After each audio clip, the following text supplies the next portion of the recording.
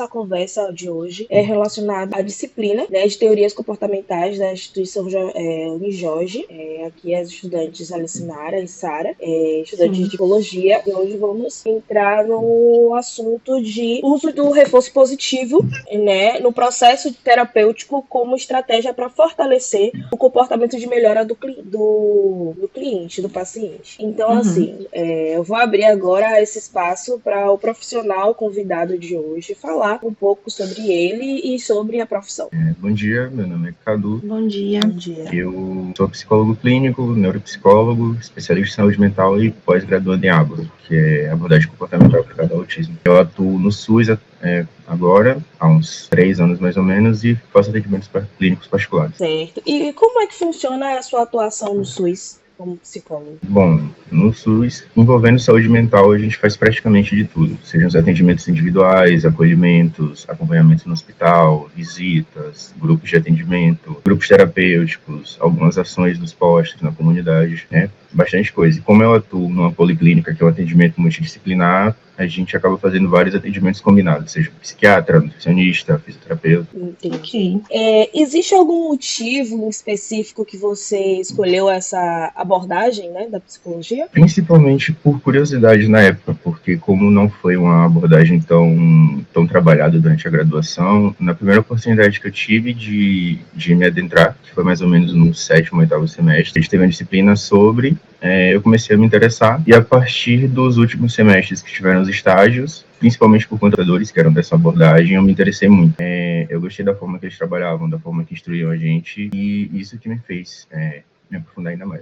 Aqui temos algumas perguntas, né, relacionadas ao tema central de hoje. E a primeira pergunta que eu tenho para você hoje é relacionada ao reforço positivo. Ele vem sendo muito utilizado na psicologia atualmente, então queremos saber qual é a sua opinião sobre a importância do reforço positivo dentro da abordagem comportamental.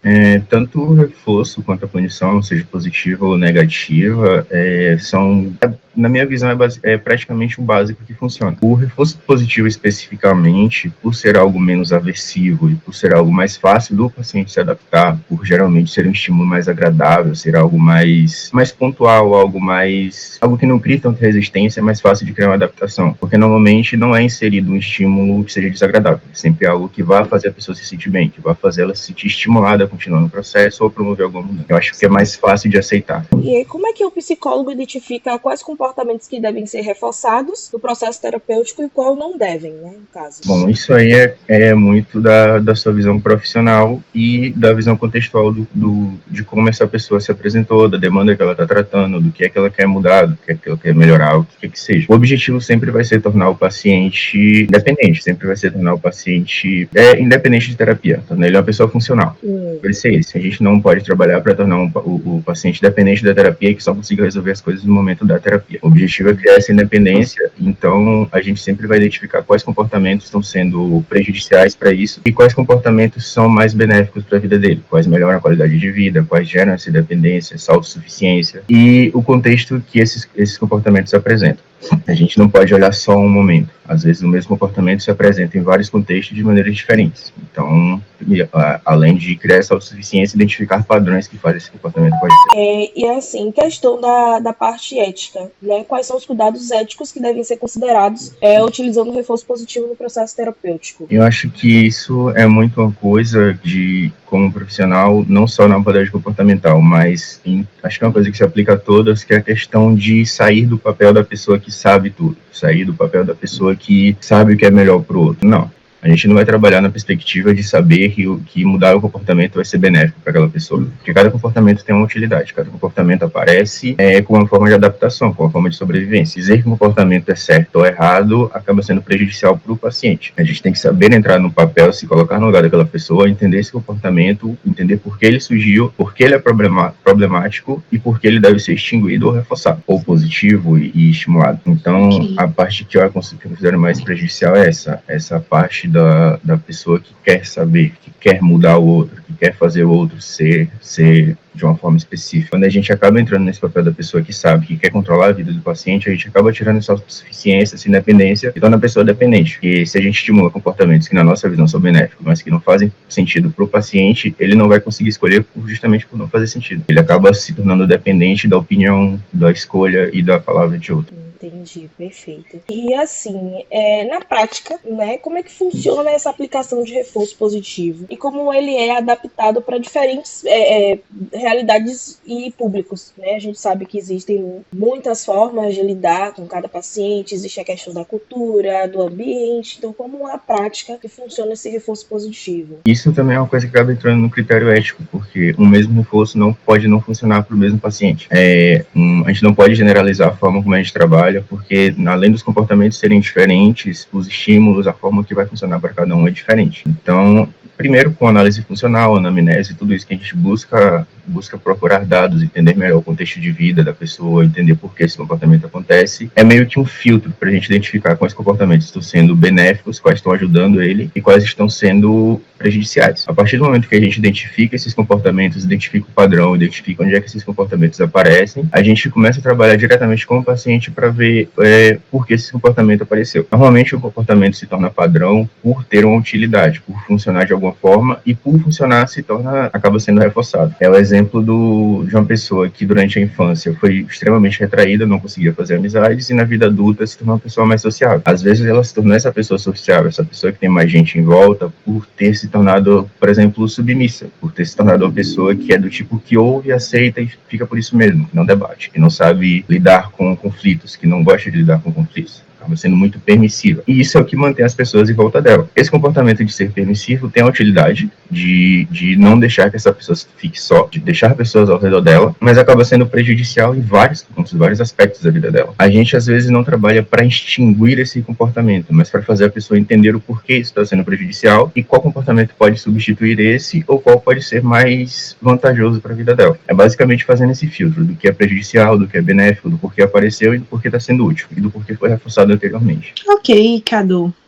Bom dia, né? Então, continuando aqui as perguntas a respeito do assunto, como é que você explica, né, para as pessoas a diferença entre o reforço positivo e o reforço negativo dentro ali do contexto da clínica? Eu acho que para quem não é da área é um pouco complexo de entender porque a gente é muito preso na questão dos nomes, das palavras. Positivo e negativo não significa bom e ruim. Não significa que uma coisa vai ser benéfica e a outra vai ser prejudicial. Significa acréscimo ou retirado. O reforço e a punição especificamente é uma coisa mais complicada de se falar, porque punição é pensado diretamente como algo ruim, como algo extremamente agressivo, como algo que vai ser inserido naquela pessoa, que vai ser aplicado naquela pessoa de forma mais brusca. A própria palavra já traz um peso para isso. Por isso que às vezes quando a gente fala de punição positiva, as pessoas acabam ficando confusas. Mas o primeiro passo para essa explicação é se desapegar da questão dos nomes. Positivo significa unicamente um acréscimo e negativo significa retirada de um estímulo, do que quer que seja. Da mesma forma, reforço vai ser sempre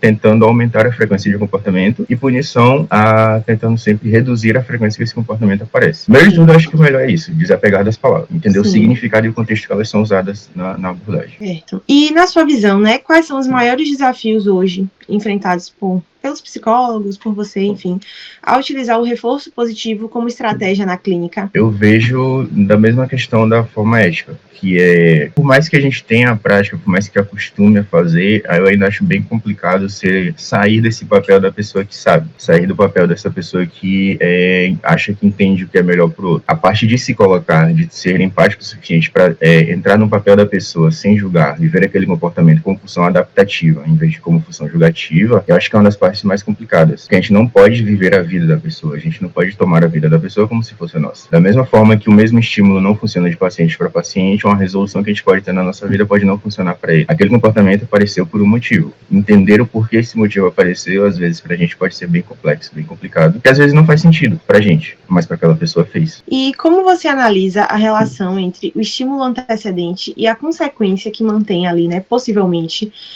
aquele comportamento disfuncional do paciente? Bom, um comportamento é mantido quando ele é reforçado. Um comportamento é mantido quando se apresenta, quando tem alguma utilidade na vida da pessoa. Usando o mesmo exemplo da pessoa que antes era antissocial, que não conseguia se enturmar e agora consegue. Esse comportamento de ser mais permissivo fez com que as pessoas não saíssem ao redor dela e, pelo contrário, começassem a aparecer mais. Começou a reforçar esse comportamento de permitir as coisas para não afastar pessoas, de ouvir certas coisas sem retrucar, para as pessoas não se sentirem incomodadas e desconfortáveis ao redor dela. A partir do momento que ela só começou a aceitar tudo e as pessoas começaram a ficar em volta, ela parou de se sentir só, o comportamento de permitir tudo foi reforçado, porque foi o que funcionou para ela. Às vezes a gente vendo de fora fica até abismado, fica até confuso do porquê a pessoa aceita aquele tipo de coisa, do porquê aquilo está acontecendo. Só que quando a gente vai olhar o contexto geral do porquê aquele comportamento surgiu, é porque ele foi reforçado com a retirada do estímulo negativo, que seria a sensação de solidão. A pessoa começou a se sentir bem por ter essas pessoas ao redor e aí começou a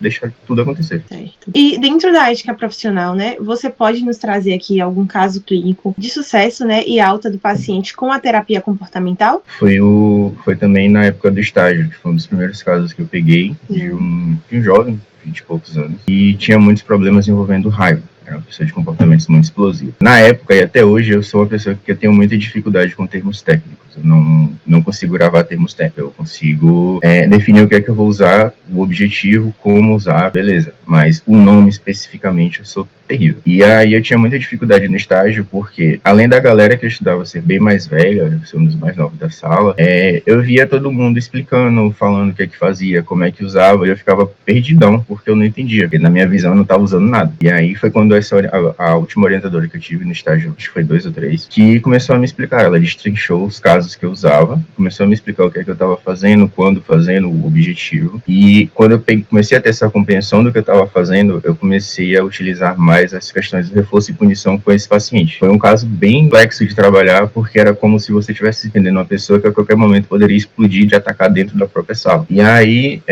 a gente foi fazendo análise funcional de tudo, do começo da infância até a vida adulta atual dele, da situação que ele estava. Foram alguns meses só na parte da infância, e na parte da adolescência e vida adulta acabou sendo um pouco mais rápido, porque a gente começou a identificar esses comportamentos problemáticos, esses padrões que vinham antecedendo desde a infância, que se intensificaram na adolescência. E aí, olhando essa questão dos comportamentos, reforço, punição, e principalmente a questão do reforço para alguns comportamentos que seriam benéficos, deu para ir vendo a mudança dele aos poucos. Tipo, não foi uma coisa de semana para semana, mas ao longo dos meses, ao longo do período que a gente foi tendo esses atendimentos, deu para ver que ele foi, não mudando não seria a palavra, acho que ele foi se adaptando ao que ele sentia, a forma como ele via as coisas acontecendo, e não foi que ele se tornou uma pessoa mais calma, ele se tornou uma pessoa mais controlada, uma pessoa que sabia avaliar melhor as situações, uma pessoa que sabia melhor decidir quando tomar uma ação, quando não tomar nenhuma ação, quando dar um passo a mais, quando ficar na dele.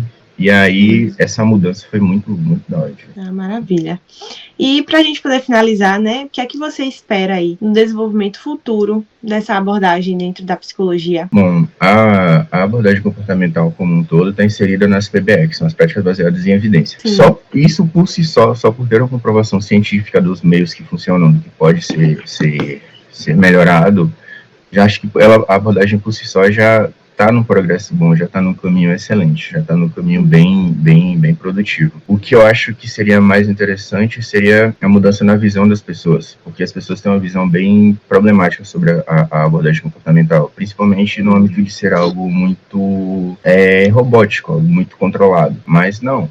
As mudanças, a adaptação, a questão das análises de comportamento, análise contextual, é tudo feito baseado no desenvolvimento, de como aqueles comportamentos apareceram para a pessoa. Não é que a gente vai controlar a vida da pessoa, não é que a gente vai transformar a pessoa num robô, numa máquina. É que a gente vai identificar e adaptar comportamentos, identificar por que comportamentos existem, por que eles devem ser extinguidos, tudo baseado na perspectiva da própria pessoa. A gente não vai decidir nada, a gente vai identificar junto com o paciente o que é que ele quer para a vida dele, o que é que ele quer para o futuro dele, o que é que ele acha problemático e o que é que ele acha correto. Por isso que outra coisa importante é a gente se abster também da questão de certo e errado. Tudo sempre vai ser contextual, tudo sempre vai ser na perspectiva de quem a gente está atendendo. Ok. Tá bom, Cadu. Muito obrigada, tá?